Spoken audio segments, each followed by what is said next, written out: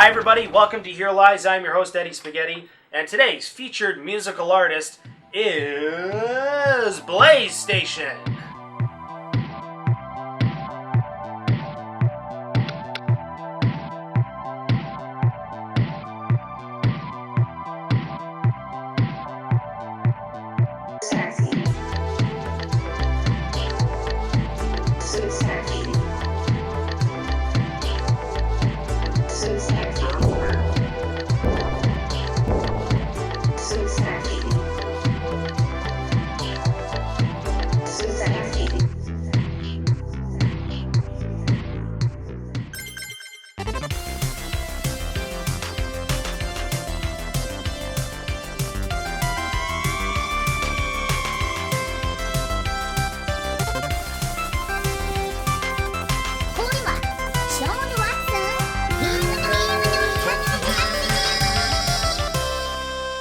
Growing up, Sean Watson, the Game Master, and I happened to live in the same neighborhood. And I was the kid who had all the tomatoes and hello.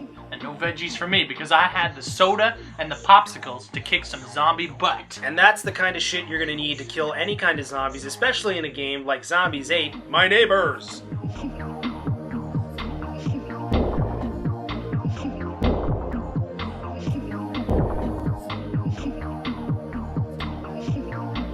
They're coming to your neighborhood.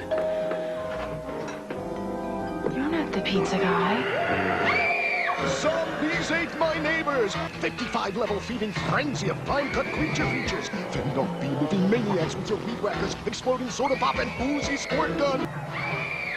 Zombies ate my neighbors! From Konami. Well, 1993 was early in the Super Nintendo's lifespan, and at this point, Konami was a trusted name for gamers. And I'll even admit that the sound of Konami games is jamming. But realistic?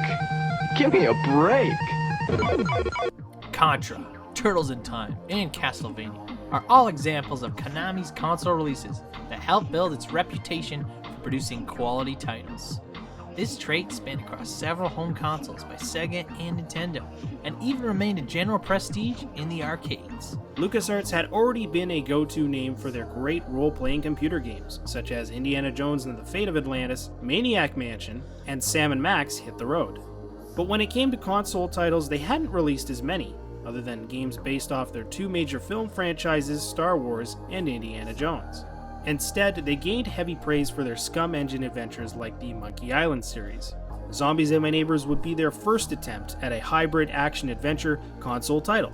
Ooh, does this mean we get to kick some puffy white mad scientist butt? Gameplay consists of an overhead action game with mild RPG elements. Your weapons include everyday items, such as a water pistol, a 6-pack of soda, popsicles, tomatoes, and you can even pick up med packs, potion bottles, and decoy balloons to further help your survival. The main goal is to simply save as many humans in peril, and then warp to the next level. Along the way, you must battle all sorts of monsters. Zombies, blobs, evil dolls, gillmen, mummies, giant ants, and plenty more. When there's no more room in hell, the dead will walk the earth. The game takes heavy inspiration and tips its hat to several horror and sci-fi films. There are many references in terms of level design, titles, and the monsters themselves. You'll recognize several: Child's Play, Dracula, The Blob, Invasion of the Body Snatchers, Frankenstein, Tremors, Them, The Howling, The Mummy, Creature from the Black Lagoon, and The Texas Chainsaw Massacre are just some of the films that pop up. Zombies Ate My Neighbors is considered to be one of the best titles released for the Super Nintendo, but it's also one of the hardest. You're gonna need a bigger boat. In fact, there isn't a whole lot of people who can say that they've seen the final level without cheating. It does contain a password system, but each code is given away every few levels, not per level. There were originally plans to include a battery pack for save files, but it was scrapped. It's possible that it may have been a factor regarding replay value. This happens to be one of the bunch of games that my uncle got at a Kmart liquidation sale back in the early 90s or so. Kmart has captured the fun, the excitement, and the true-to-life action and sounds of Atari at a Kmart price. Kmart was pulling all of its stores out of Canada, and they were having these insane, fucking insane liquidation sales on Super Nintendo games and stuff. And he happened to win. He got like Batman Returns, he got Mega Man X. One of the games though that he got was Zombies Ate My Neighbors, and it happens to be one of the games that my family went and got as well. I picked this game up about 5 years ago, and at the time it was a fairly good priced game, only $10 to $15. I got it at a small town, at a used game store, and that's the only time I've ever seen it in the wild. This game is great for 2-player arcade action. I mean, you could almost swear this was an arcade game. They could put a little quarter slot on your Super Nintendo, and mine would weigh a ton because I'd be popping quarter after quarter. Now, as much as I loved this game, I found it got a little bit too hard at times and slightly repetitive. That's right, Peter. I'm you, and you're me, and this is a gun. I mean, obviously, you're not going to have a level where you're going to be driving around or whatever, but, I mean, the gameplay, you know, there's a lot of different weapons, which is cool. It gives a bit more of a freshness to it, but it still kind of gets a little bit repetitive, and it doesn't help because of the fact that passwords only come along so often, and there's no battery pack save, which kind of makes things tough because, you know, either you got a password that you got at, like, you know, a level, but you're technically a few levels past that, but it's the password you had from before. You know, you can't just go and load up an old game. Oh man! Oh god! Oh man! Oh god! Oh man! Oh god! It's like Super Mario Bros. 3 though. You want to start from the beginning every time and just experience all the fun that the game has to offer. And the length of this game, it feels like it never ends, which is great. If you and a buddy just having some beers, you just want to keep playing.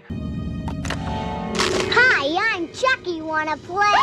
I mean, on the game itself and on the cover of the box art, it says over 55 levels. I mean, that might just be 56, but that's a lot of levels. One of the things that impressed me so much about this game is the fact that they have all these references to old horror and sci-fi films. So, I mean, you got bad guys like the creature from the Black Lagoon, you got the giant ants from them, but one of the other things, though, is that LucasArts went the extra mile and they added in the gameplay element of having to use specific weapons to kill these things in a better fashion. So, like, you know, you could still blow the fuck ton away out of these things with the bazookas, but if you could kill, for like the blob enemies, for example, if you use the popsicles to kill them with the cold, it's the same thing as they would use in the film The Blob, where they used fire extinguishers to make the thing freeze. I just can't take no pleasure in killing.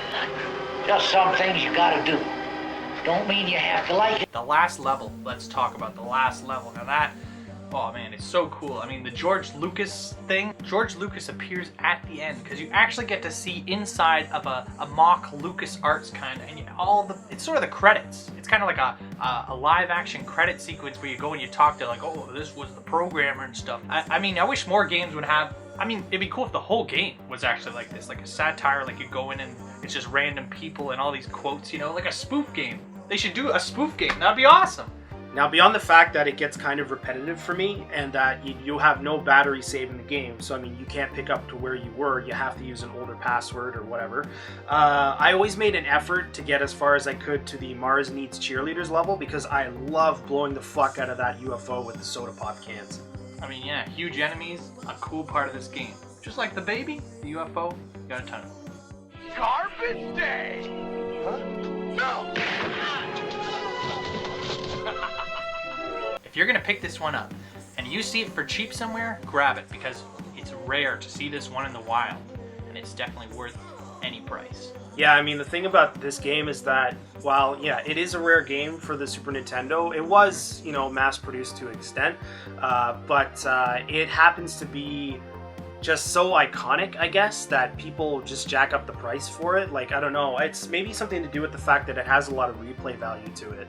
Like, it's always a game that you don't really have to have an amount of a talent, you know, or experience, expertise in video gaming to play it. It's very simple to play. Or time. 5 minutes, pop it in.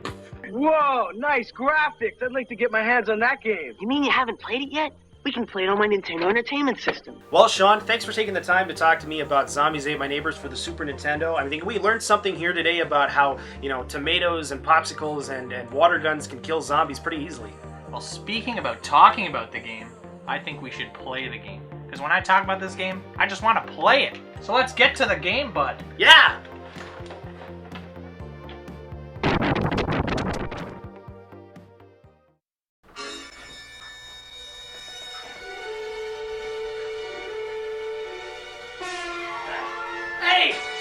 Eddie, help me!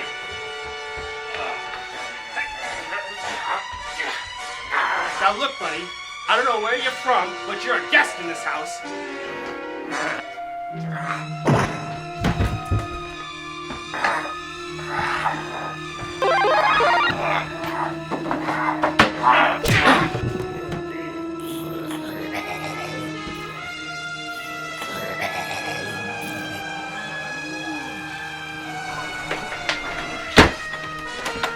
We need doors.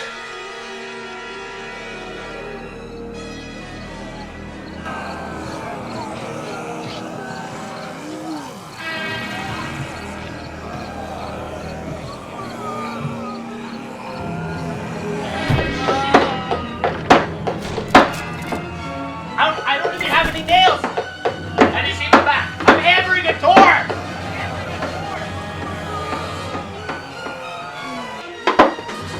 Eddie? Eddie! Holy shit!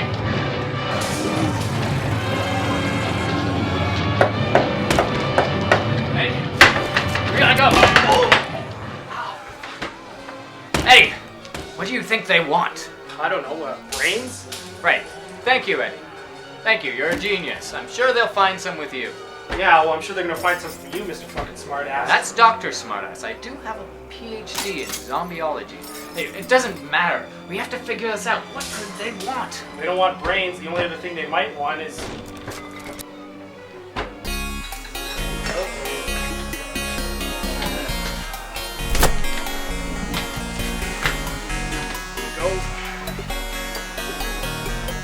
Go.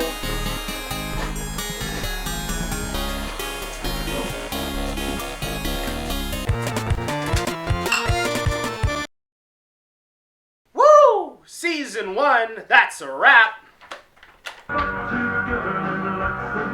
So ask me, banana, ask me, because if it's not love, then it's a glove. Okay, so thanks folks for checking us out. We've been having a great time giving you guys all the entertainment that you want. Here lies.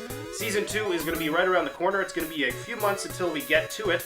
So in the meantime, we'll have plenty of stuff we'll be updating you guys on, including the status of Season 2, our blog that's coming out eventually, our Instagram account that we still post all kinds of photos and videos on, including that, our Instagram account. We're going to be posting little snippets and you know, special moments from Season 1, which you guys can check out still. It's all going to be still on YouTube. All the shows are still there. We haven't been sued yet. Once or twice.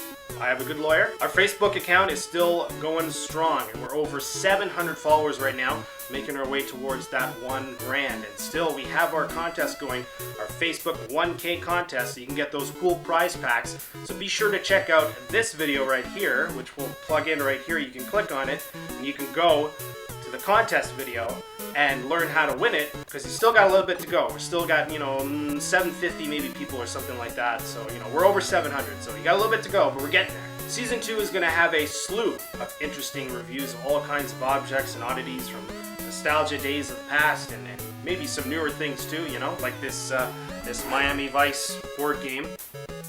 Maybe we'll play it and figure out how to play it and tell you guys how to play it. And don't forget, it's the same spaghetti time, same spaghetti channel. I'll see you guys around.